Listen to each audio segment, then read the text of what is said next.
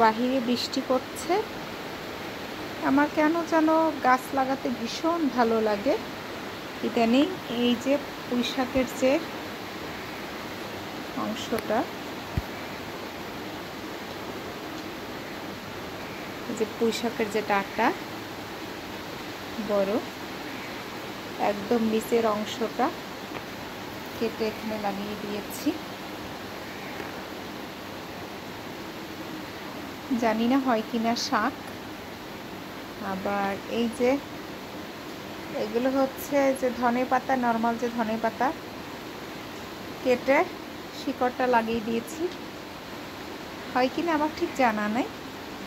এখানে যে থানকুনি পাতা আছে না, থানকুনি পাতার শিকড়গুলো লাগিয়ে দিয়েছি, আল্লাহ জানে হয় কিনা।